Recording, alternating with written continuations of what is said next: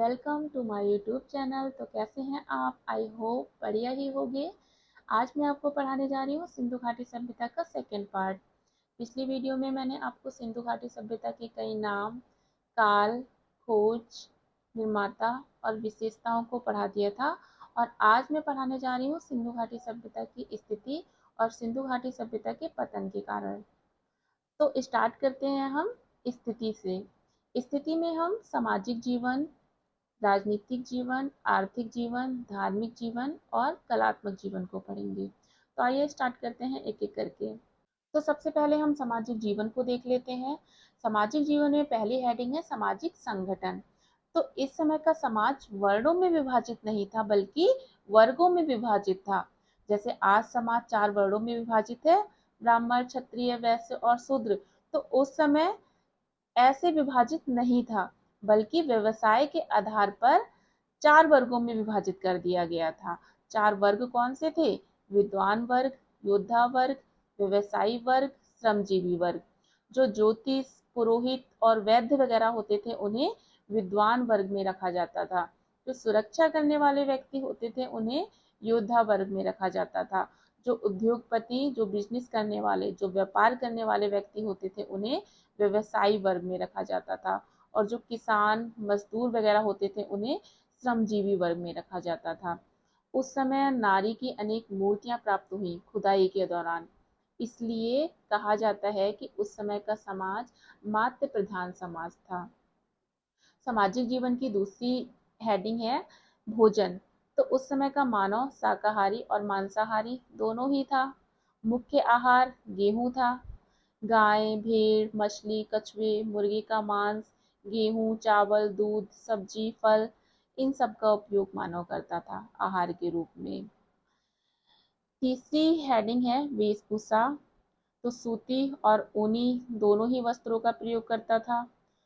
आभूषण सोने, चांदी, हाथी दांत, तांबे, मिट्टी, सीप, इन सब के आभूषण प्रयोग करता था मानव अपनी स्थिति के अनुसार। अगर निर्धन है तो तांबे, मिट्टी वगैरह के आभूषण, और अगर धनी है तो सोने चांदी के आभूषण। ठीक है। स्त्रियां कर्णफूल, चूड़ियां, हसली जो गले में पहनी जाती है, भुजबंद जो भुजाओं में पहनी जाती है, करधनी जो कमर में पहनी जाती है, इन सब आभूषणों का प्रयोग करती थी। वहीं कड़े, कुंडल, कंठहार, अंगूठियां, ये सभी आभूषण पुरुष और स्त्री दोनों ही धारण करते थे। देखिए मनोरंजन के क्या साधन थे। जैसे आज क्या है मनोरंजन का साधन? हमारा मोबाइल फोन। लेकिन उस समय मनोरंजन के साधन क्या हुआ करते थे? शिकार खेलना, नृत्य, संगीत, मुर्गों की लड़ाई, ये सभी मनोरंजन के साधन हुआ करते थे। उस समय का सबसे प्रमुख खेल पासा हुआ करता था। मतलब सबसे अच्छा मनोरंजन का साधन क्या था? पासा था। नेक्स्ट है औषधियाँ। तो उस समय डॉक्टर वगैरह तो होते नहीं थे। जैसे आज हम लोग को कुछ होता है हम डॉक्टर के पास चले जाते हैं मेडिसिन लेने। तो उस समय तो ऐसा कुछ था नहीं। तो उस समय मानव क्या करता था? औषधि के रूप में हिरण, बारहसिंगा के सींग, नीम की पत्तियां यूज करता था। ठीक है। वहीं गृहस्थी के क्या उपकरण थे? घड़े, कलश, कुल्हड़ मिट्टी के। ठीक है। जो लाल, काले रंग के और पीले रंग के होते थे। वहीं चाकू, छुरी, सुई, कुल्हाड़ी, ये सब धातु के हुआ करते थे। तो ये सारे क्या हैं? हमारे गृहस्थी के उपकरण हुआ करते थे उस समय। तो ये तो थी उस समय की सामाजिक स्थिति। सिंधु घाटी सभ्यता का सामाजिक जीवन इस तरह का था। इसके बाद हम देख लेते हैं, इसके बाद हम आर्थिक जीवन को देख लेते हैं। तो उस समय इनकम के क्या क्या स्रोत थे? पहला स्रोत है कृषि। कृषि मुख्य व्यवसाय हुआ करती थी। गेहूं, जौ, कपास, मटर, तिल, चावल, इन सब की कृषि हुआ करती थी उस समय। दूसरा इनकम का स्रोत था पशुपालन। तो गाय, बैल, भैंस, भेड़, बकरी, कुत्ता, ये सारे पशु पाले जाते थे उस समय। क्योंकि गाय, बैल, भैंस, भेड़ और बकरी से मानव को दूध मिलता था। इसके अलावा ऊँट के अवशेष तो उस समय प्राप्त हुए, लेकिन ऊँट उस समय इतना लोकप्रिय नहीं था। लेकिन उस समय मानव अश्व से अपरिचित था। यानी कि अश्व जैसा कोई पशु है, ये मानव को पता ही नहीं था उस समय। तीसरा इनकम का स्रोत था व्यवसाय और उद्योग धंधे।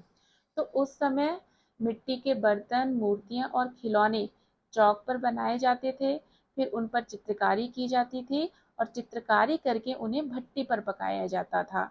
धातुओं के आभूषण बनाए जाते थे, सीप शंख के आभूषण बनाए जाते थे और हाथी दांत के भी आभूषण बनाए जाते थे।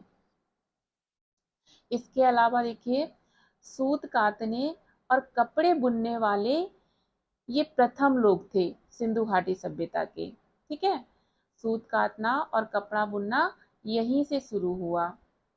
इसके अलावा सूती और गर्म कपड़े भी यहाँ पे तैयार किए जाते थे और उन कपड़ों में रंगाई भी करते थे ये लोग। चौथा इनकम का स्रोत है व्यापार।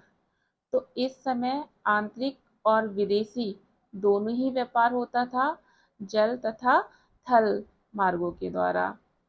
सोना, चांदी, सीसा ये सभी आयात होता था दूसरे देशों से, और सूती वस्त्र, हाथी दांत, लकड़ी ये सब क्या होता था, निर्यात होता था, यहाँ से जाता था दूसरे देशों में। तो ये तो थी आर्थिक स्थिति। इसके बाद हम सिंधु घाटी सभ्यता का धार्मिक जीवन देख लेते हैं कि वहाँ की धार्मिक स्थिति क्या थी और वहाँ के लोग किन देवी देवताओं की पूजा करते थे। तो पहली है मातृ देवी की पूजा, क्योंकि खुदाई के दौरान कुछ मूर्तियां प्राप्त हुई, तो कुछ मूर्तियों को आभूषण में दिखाया गया तो कुछ मूर्तियों को आभूषण विहीन दिखाया गया। इससे यह अनुमान लगाया गया कि सिंधु घाटी सभ्यता के लोग माता देवी की पूजा किया करते थे। दूसरा, खुदाई के दौरान कुछ शिव की मूर्तियां प्राप्त हुई, जिससे यह अनुमान लगाया गया कि यहाँ के लोग शिव पूजा भी किया करते थे। इसके अलावा खुदाई के दौरान कुछ मुद्राएं प्राप्त हुई, उन मुद्राओं पर बैल, भैंस, इन पशुओं के चित्र देखने को मिले। इसके अलावा सूर्य के चिन्ह, स्वास्तिक पहिया ये सब भी देखने को मिला मुद्राओं पर। और इसके अलावा पीपल का वृक्ष, देवी, वृक्ष देवता, इन सब के भी चित्र मिले मोहरों पर। तो इससे ये अनुमान लगाया गया कि सिंधु घाटी सभ्यता के लोग पशु पूजा भी करते थे, सूर्य पूजा भी करते थे और वृक्ष पूजा भी करते थे। इसके अलावा नदी पूजा भी की जाती थी इस समय, क्योंकि खुदाई के दौरान विशाल स्नान कुंड मिला देखने को। तो इससे ये अनुमान लगाया गया कि जब कोई विशेष उत्सव होता था या कोई शुभ मुहूर्त होता था, तो इस टाइम सामूहिक स्नान किया जाता था, सामूहिक स्नान करने की प्रथा देखने को मिली। इसके बाद हम मृतक संस्कार को देख लेते हैं। तो सिंधु घाटी सभ्यता के समय 3 प्रकार से मृतकों का अंतिम संस्कार होता था: पूर्ण समाधि, आंशिक समाधि और दाह कर्म। पूर्ण समाधि में क्या होता था, मृतक के साथ अनेक वस्तुओं को गाड़कर समाधि बनाई जाती थी।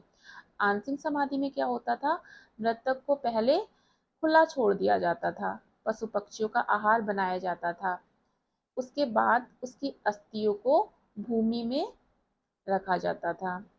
दाह कर्म में क्या होता है, बॉडी को जलाकर उसकी राख तथा अस्थियों को कलश में रखकर गाड़ दिया जाता है।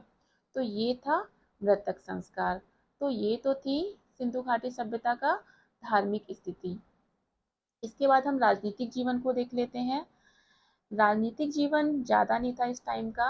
एक इतिहासकार हैं पिगट, उनके अनुसार कहा गया है कि सिंधु घाटी सभ्यता का प्रशासन मोहनजोदड़ो और हड़प्पा 2 राजधानियों के द्वारा होता था, और अनुमान लगाया गया है कि नगर पालिका जैसी यहाँ पे कोई संस्था रही होगी। ठीक है, इसके बाद हम सिंधु घाटी सभ्यता का कलात्मक जीवन देख लेते हैं। तो खुदाई के दौरान विशाल अन्नागृह, विशाल स्नान कुंड, विशाल भवन, योजित नगर, ये कहीं ना कहीं कला को प्रमाणित करते हैं। इसके अलावा धातु, पाषाण और मिट्टी की मूर्तियाँ, कांसे की मूर्ति जो खुदाई के दौरान प्राप्त हुई नृत्य करती हुई, ये कहीं ना कहीं मूर्ति कला को प्रदर्शित करती हैं। इसके अलावा सोने, चांदी, तांबे के आभूषण, मूर्तियाँ और बर्तनों पर जो चित्रकारी की जाती है, नक्काशी की जाती है, वो कहीं ना कहीं धातु कला को प्रमाणित करते हैं। वहीं भवनों की दीवारों पर, घरों की दीवारों पर चित्रकारी की जाती थी, जिसमें प्राकृतिक दृश्य और जीव जंतु के चित्र बनाए जाते थे। तो कहीं ना कहीं ये चित्रकला को प्रमाणित करते थे।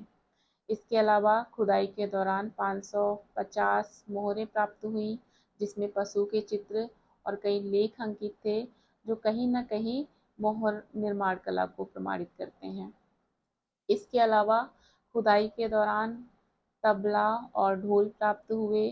नृत्य की मुद्रा में स्त्री की मूर्ति भी प्राप्त हुई, जो कहीं न कहीं संगीत और नृत्य कला को प्रदर्शित करते हैं। तो ये थी सिंधु घाटी सभ्यता की कला। तो ये थी सिंधु घाटी सभ्यता की स्थिति, जिसमें हमने सामाजिक जीवन, धार्मिक जीवन, आर्थिक जीवन, राजनीतिक जीवन और कलात्मक जीवन देख लिया। इसके बाद हम सिंधु सभ्यता के पतनों के कारण देख लेते हैं। तो अलग अलग इतिहासकारों के द्वारा अलग अलग पतन के कारण बताए गए, जैसे कि मार्शल, मैके और एस आर राव के द्वारा कहा गया है कि बाढ़ के कारण सिंधु सभ्यता का पतन हुआ है। इनके अनुसार कहा गया है कि सिंधु घाटी सभ्यता के जो स्थल थे वो सभी नदियों के किनारे स्थित थे, तो कभी भी बाढ़ आ जाती थी और उस बाढ़ के कारण ही सिंधु सभ्यता का धीरे धीरे पतन हो गया। वहीं दूसरा, Amalananda Ghosh, R L Stein के द्वारा कहा गया है कि जलवायु परिवर्तन के कारण सिंधु सभ्यता का पतन हुआ है।